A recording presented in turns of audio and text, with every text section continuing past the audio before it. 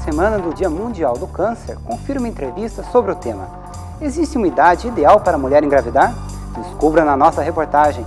E ainda, vagas de estágio, fica a dica e a estreia do programa 2 Pontos. É agora, no Circuito UFMG.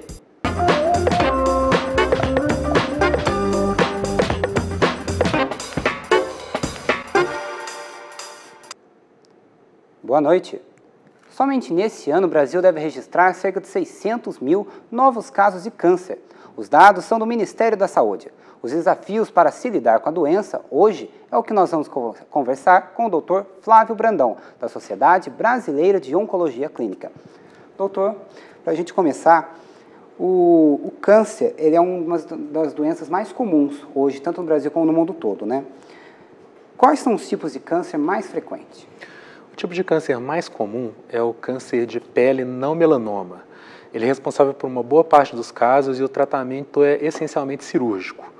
Os outros casos bastante comuns na nossa população são o câncer de mama nas mulheres, o câncer de próstata nos homens e o câncer de pulmão, de intestino grosso e de estômago que acomete ambos os sexos. Existe alguma diferença quanto à gravidade, aos riscos de cada tipo de câncer?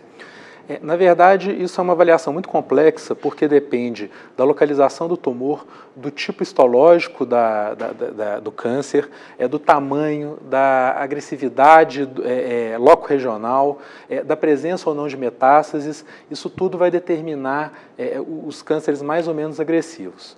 Existem alguns tipos que são muito sensíveis ao tratamento, que às vezes, mesmo quando diagnosticados numa fase muito avançada, tem uma chance grande de cura, como câncer de testículo, uma doença que chama linfoma de Hodgkin.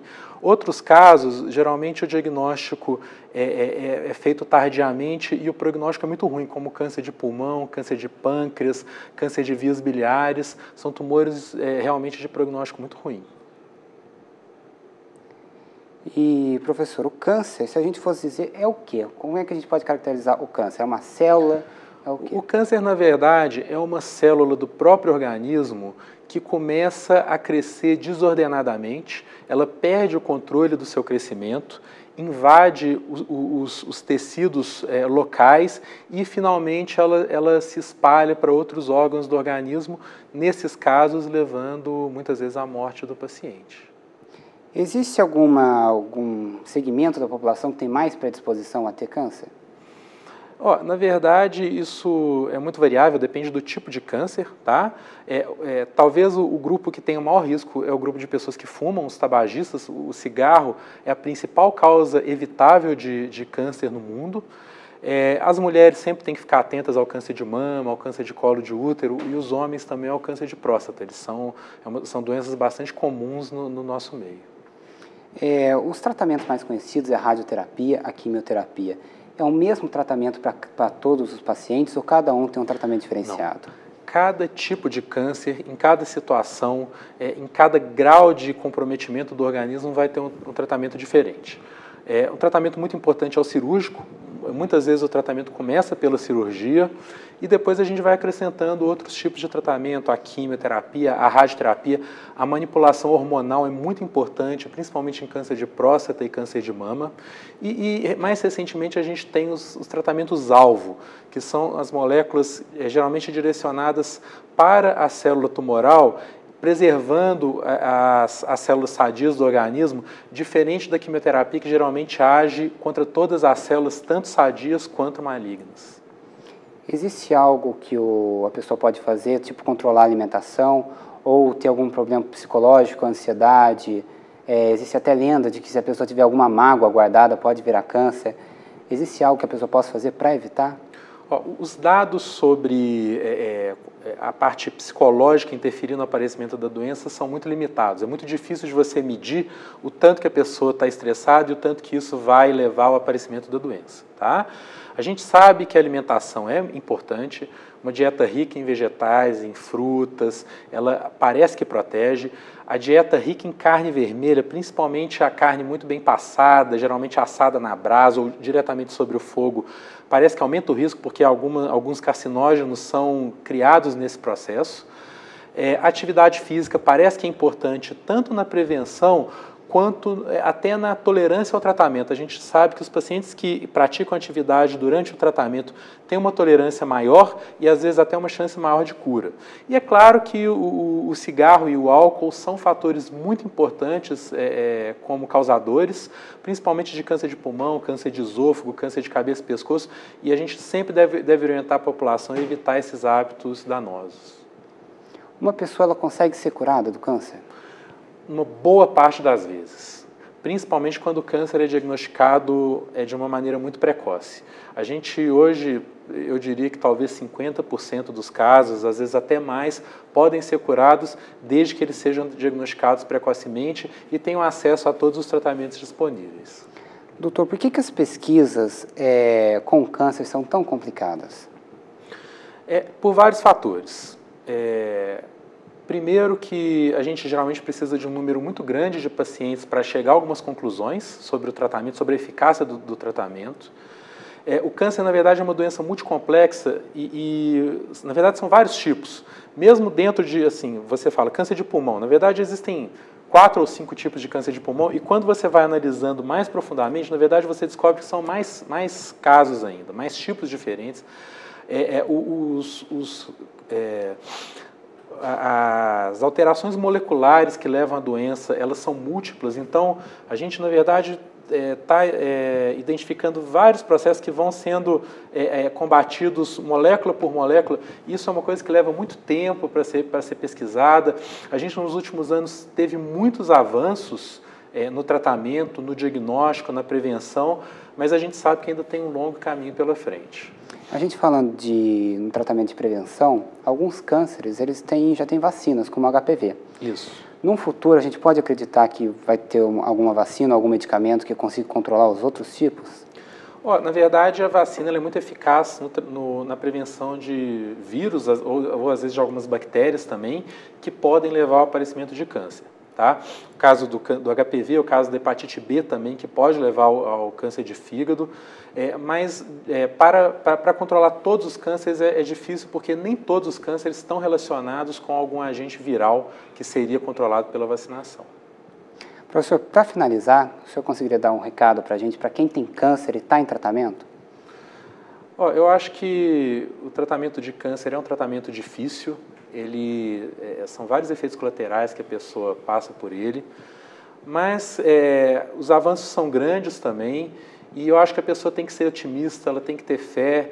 É importante porque isso, com certeza, além de facilitar a tolerância ao tratamento, também melhora os resultados dele e, com certeza, a pessoa vai ter mais chance tanto de cura, mas também de melhora de qualidade de vida, de uma vida boa, mesmo depois do diagnóstico. O apoio da família é essencial, né? Com certeza.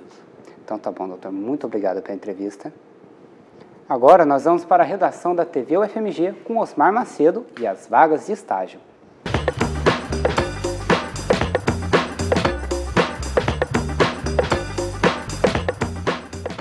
Boa noite. Hoje eu trago oportunidades para estagiar na Diretoria de Avaliação de Extensão da PROEX, com bolsa mensal no valor de R$ 400 e jornada de 20 horas semanais. Podem se inscrever até o dia 5 de fevereiro alunos regularmente matriculados em qualquer curso de graduação da UFMG. O candidato deve enviar currículo para o endereço eletrônico daext@proex.ufmg.br. A segunda vaga para estudantes do curso de Química. O estagiário será responsável por efetuar análise físico-química de matéria-prima e de produtos. A bolsa será combinada e o horário de trabalho é de 7 da manhã às 4h40 da tarde. Os benefícios são vale transporte, alimentação na empresa, cesta básica, convênio médico e odontológico. Interessados devem enviar currículo para rh@ipolabor.com.br. Essas foram as nossas oportunidades desta quarta-feira. Na próxima sexta-feira voltaremos com novas oportunidades. Dia da Internet Segura. A data é celebrada nesta sexta-feira. Por isso, o Fica a Dica é dedicado ao tema. Na dica de hoje, os cuidados que os pais devem ter enquanto os filhos utilizam a rede.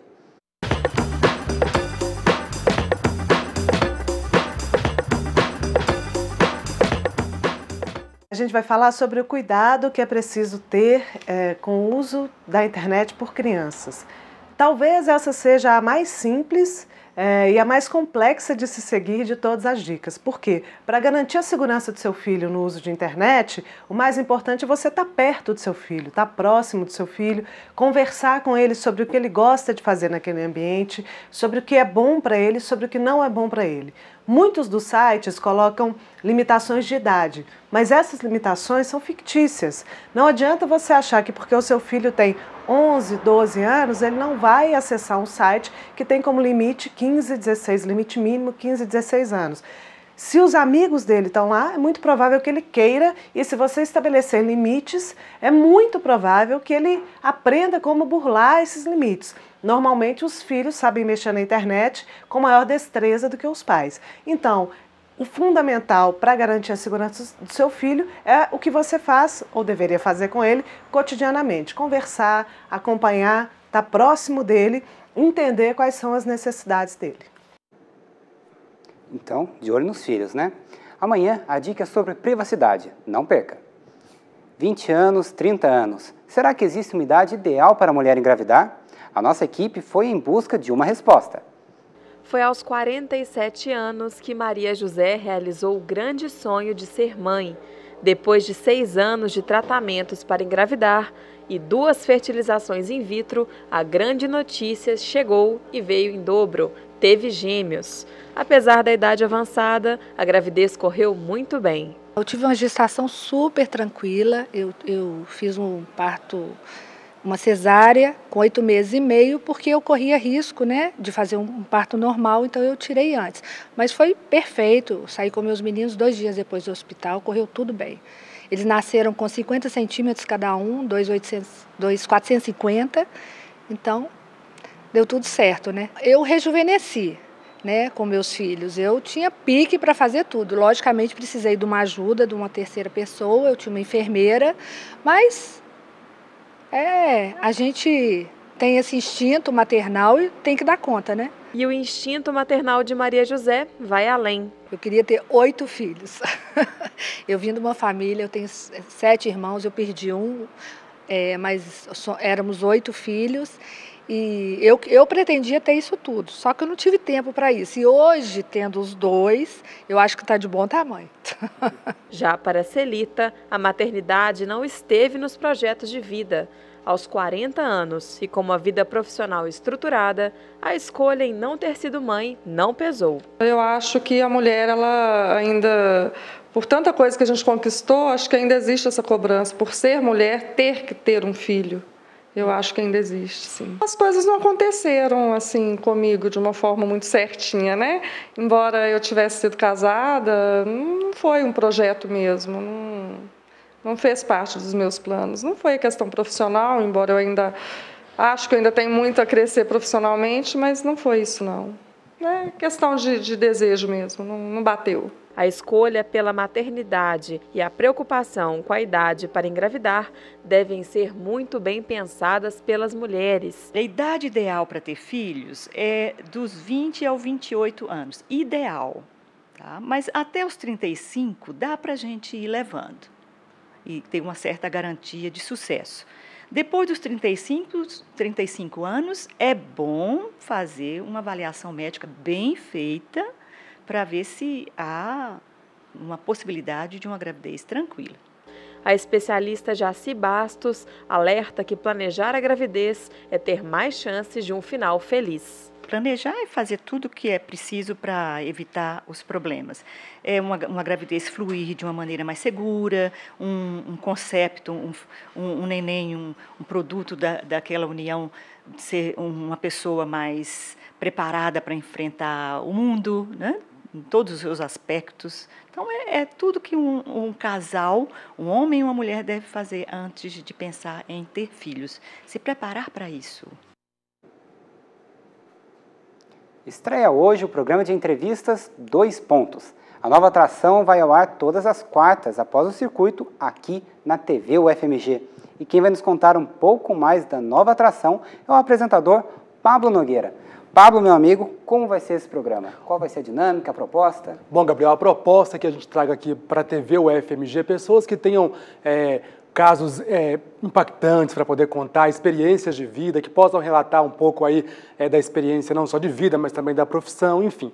Que a gente que trabalha em TV sabe que o tempo é inimigo, né? Você acabou de fazer uma entrevista agora de pouco mais de 8 minutos e renderia muito, renderia 30 minutos, 1 hora. Nossa proposta é essa, é se aprofundar nos assuntos que normalmente a gente consegue tratar no circuito, no câmera, nos programas da TV UFMG, com um pouco menos de tempo, por causa realmente da nossa programação, da gente ter que cumprir a programação. Pablo, que assuntos são esses? Você já consegue adiantar um pouco para a gente? Bom, então, a gente já tem alguns programas planejados. Por exemplo, a gente vai entrevistar o José Maria Rabelo, que ele é o fundador do Binômio. Ele vai contar para a gente um pouco sobre a história do Binômio e também vai falar para a gente sobre o livro que ele acabou de lançar no final do ano passado, sobre a formação de Belo Horizonte. Ainda sobre o golpe que acabou dando fim, né, ao Binômio do José Maria Rabelo, vai ter programas especiais sobre o golpe de 64, ele faz 50 anos este ano, então a gente vai trazer aqui membros da Comissão da Verdade, vamos trazer professores da UFMG para poder falar sobre o resgate histórico, os trabalhos que têm sido feitos na UFMG, enfim. Então, são vários programas já planejados, inclusive um sobre o Festival de Verão que acontece no próximo mês, então a gente vai falar um pouquinho sobre ele também nos próximos programas aí do 2 Pontos. E no programa de hoje, na estreia, o que você preparou? Bom, a gente vai receber o Serafim Jardim, Gabriel. Ele foi o secretário particular e amigo do JK e ele tem uma versão um pouco diferente, ou bem diferente, da que normalmente a gente lê nos livros de história, né? A história conta que o JK morreu em um acidente de trânsito, enfim. E agora o Serafim vem lutando há mais de 15 anos para poder provar que, na verdade, o JK foi assassinado. Então ele vai trazer documentos, vai contar para a gente por que ele acredita nessa versão, que inclusive é a versão de uma das comissões da verdade no país. A gente vai explicar isso tudo lá no 2 Pontos daqui a pouquinho. Então, até daqui a pouco. Okay. O Circuito UFMG de hoje termina agora. Boa noite e confira na sequência o programa 2 Pontos, com Pablo Nogueira.